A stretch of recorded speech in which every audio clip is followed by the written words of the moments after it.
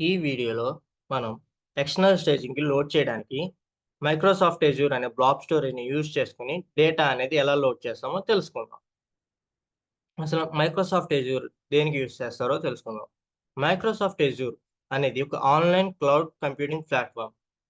దీన్ని యూజ్ చేసుకొని మనం డేటాని ఎప్పుడు కావలిస్తే అప్పుడు యాక్సెస్ గాని, మేనేజ్ గాని చేసుకోగలం. అలాగే మైక్రోసాఫ్ట్ అజూర్ అనేది మనకి సర్వీసెస్‌ని ప్రొవైడ్ చేస్తుంది. ఆ సర్వీసెస్ ఏంటంటే మైక్రోసాఫ్ట్ అజూర్‌లోకి మనం డేటాని లోడ్ చేసుకోవచ్చు.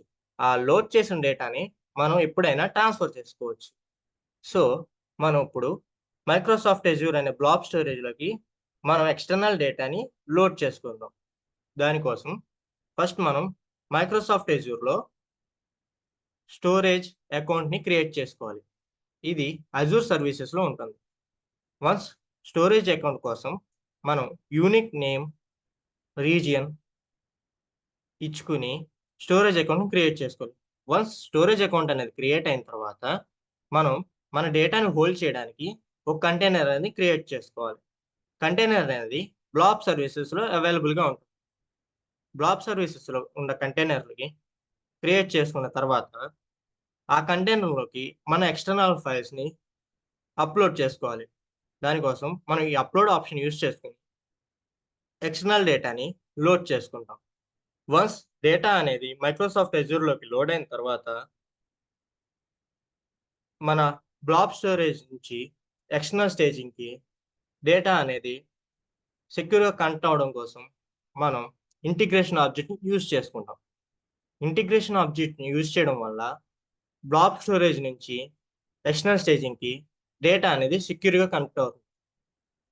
వన్స్ కనెక్షన్ అనేది సెక్యూర్‌గా అయిన తర్వాత, మనం ఇచ్చిన డేటా యొక్క ఫార్మాట్‌ని ఫైల్ ఫార్మాట్‌లో డిఫైన్ చేస్తాం.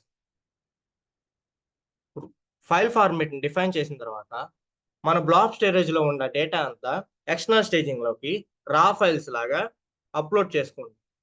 ఆ అప్‌లోడ్ చేసిన డేటాని మనం కాపీ కమాండ్ యూజ్ చేసుకొని స్టేజింగ్ ఏరియాలో ఉన్న రా ఫైల్స్‌ని స్నోఫ్లేక్ డేటాబేస్‌లోకి టేబుల్స్‌లో ఉన్న డేటా అప్‌లోడ్ చేసుకుంటాం. ఆర్ మనం కాపీ చేసుకుంటాం స్టేజింగ్ ఏరియాలో ఉన్న డేటాని. సో, ఇక్కడ ఎక్స్టర్నల్ స్టేజింగ్ ఏరియాలో ఉన్న రా డేటా ఫైల్స్‌ని కాపీ కమాండ్ యూజ్ చేసుకొని మనం స్నోఫ్లేక్ డేటాబేస్‌లోకి లోడ్ చేసుకుంటున్నాం. ఆర్ మనం కాపీ చేసుకుంటున్నాం.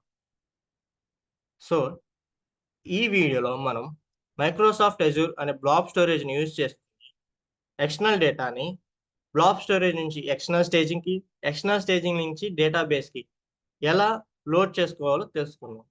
Thank you.